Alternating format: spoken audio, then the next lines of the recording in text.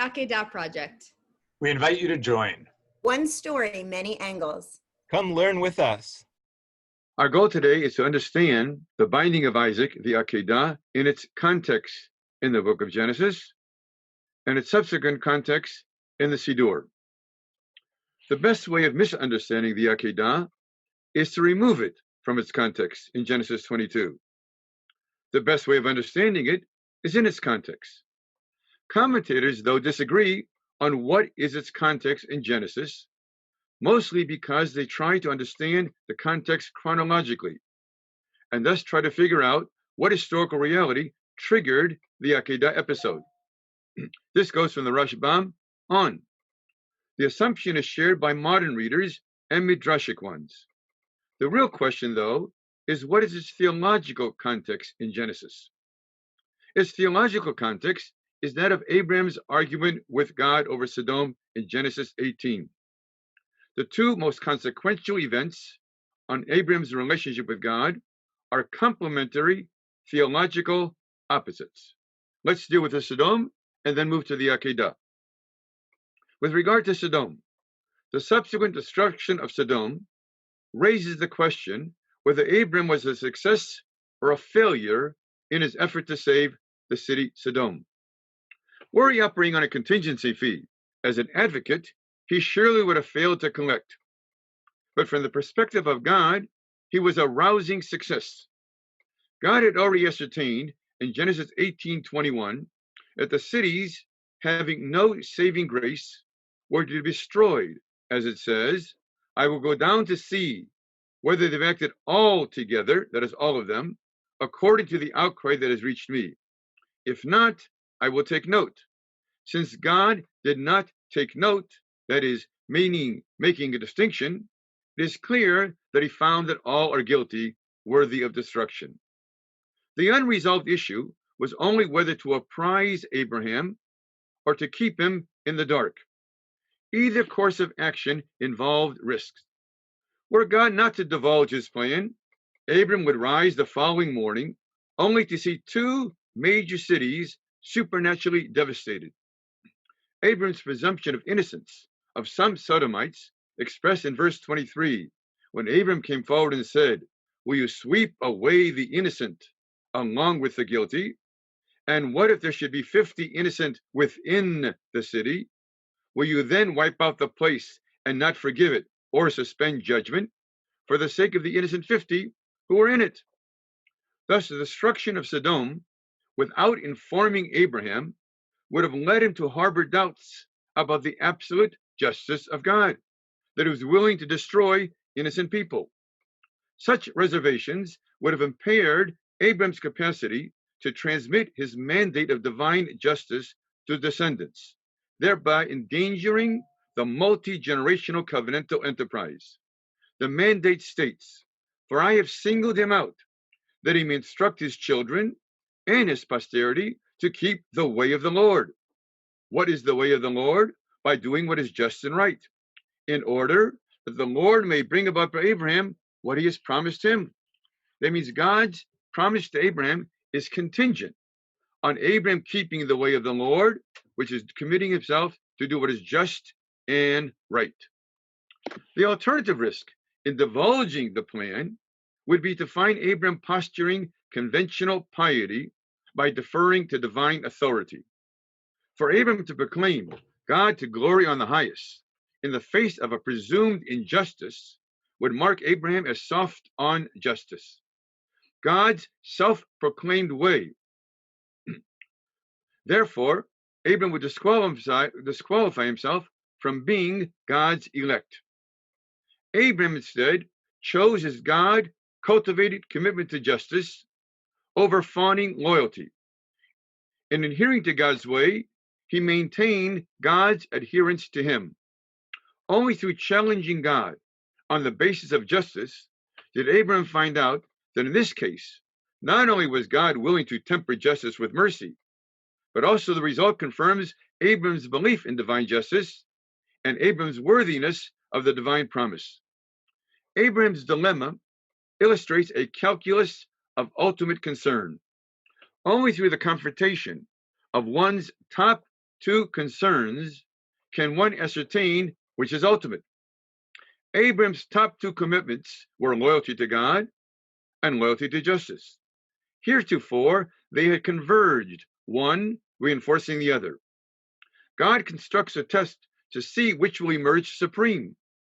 The test is to make sure, the test is to make God appear unjust, to see which way Abraham goes. Unwavering commitment to justice or unwavering commitment to God. Paradoxically, by siding with justice, Abraham validates his election by God. Thus, the story of Abraham's testing God's commitment to justice turns out to be also a story of God testing Abraham's commitment to justice. Once divine justice has been unquestionably confirmed, the binding of Isaac can ensue, and only then.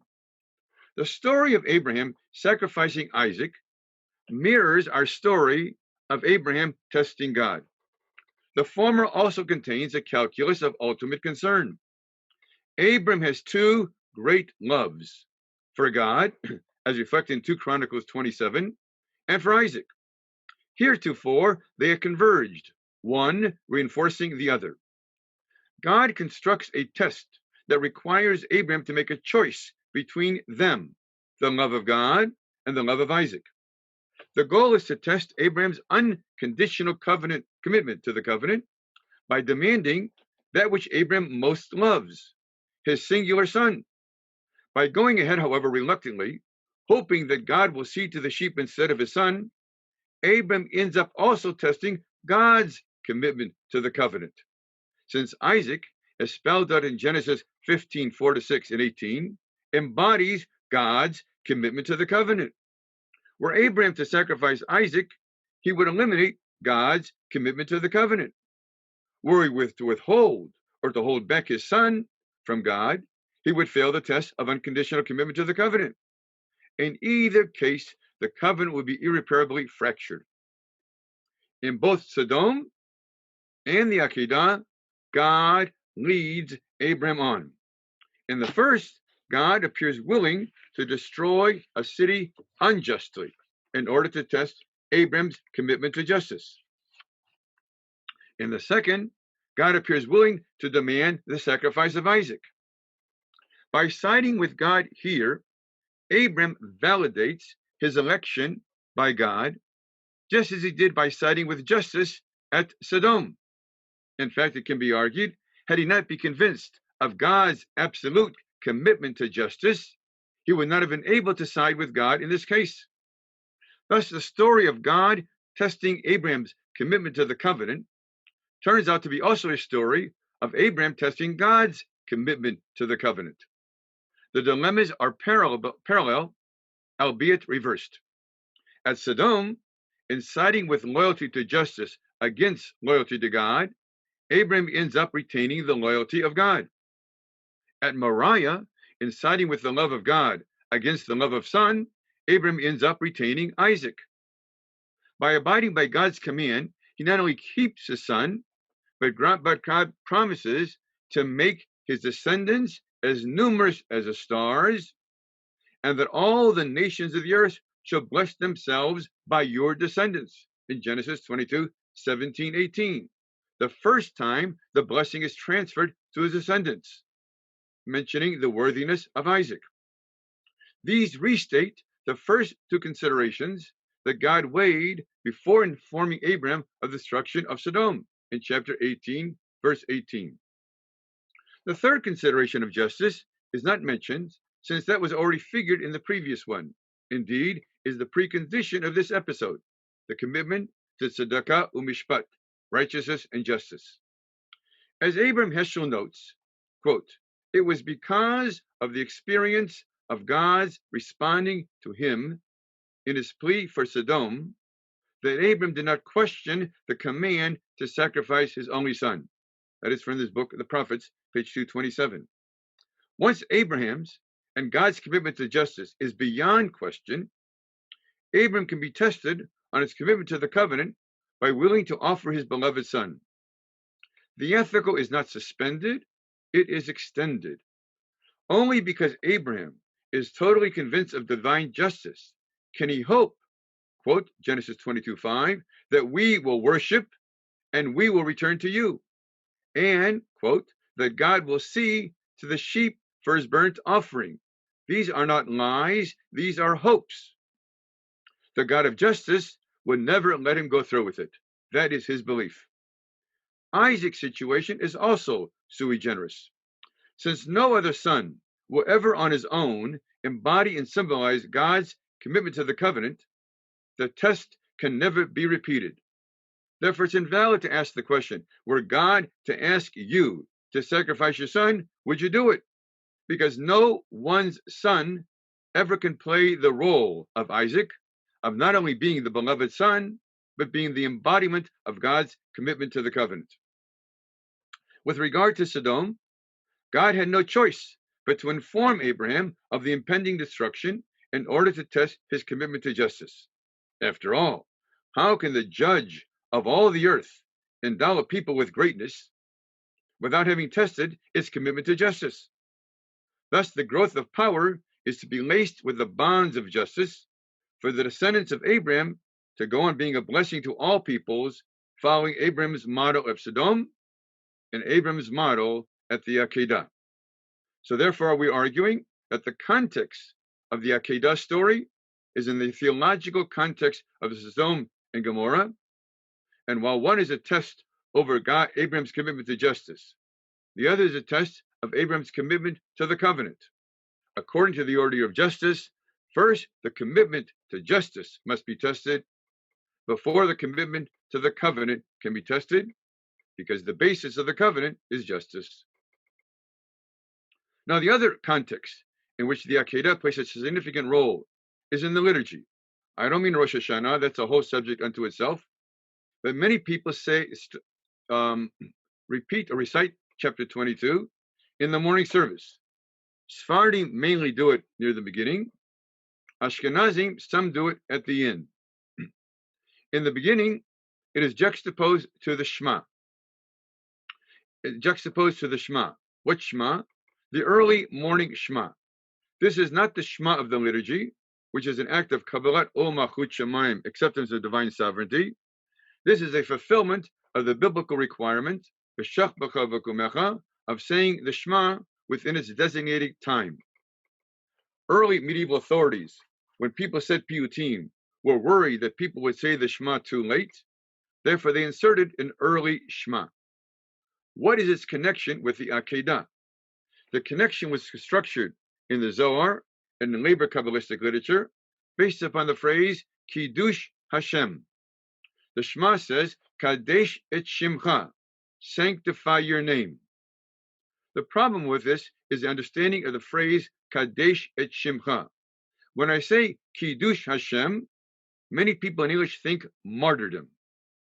But in the liturgy, Kiddush Hashem is nothing more than calling God Kadosh. So if you say Kadosh, Kadosh, Kadosh Adonai Tzavaot, you're performing a Kiddush Hashem by calling God Kadosh.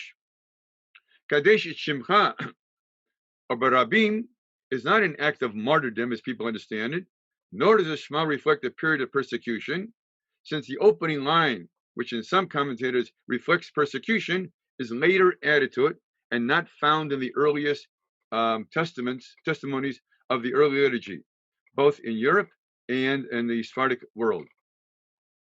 Rather, the Kiddush Hashem there is reflected at the very end of the Shema. What is the Kiddush Hashem? When all humanity will come to recognize God. Now, there are two ways of recognizing God in the Siddur. One is Kabbalat Ol Malchut Shamayim, and therefore the expansion of Kabbalat Ol Malchut Shamayim brings about the universal recognition of God. That is the methodology of the second paragraph of Aleinu.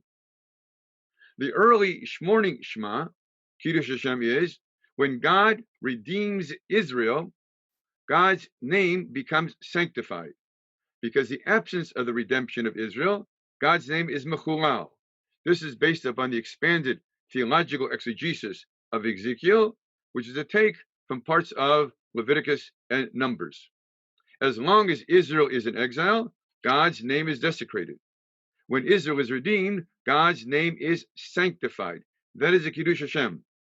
So the morning Shema ends based upon Zephaniah Gimel, it's chapter 3 of Zephaniah, when all humanity will recognize God as God because God redeemed Israel. So in Elenu's methodology and in the Shema in the middle of the service, it is the expansion of God's universal kingship throughout the world.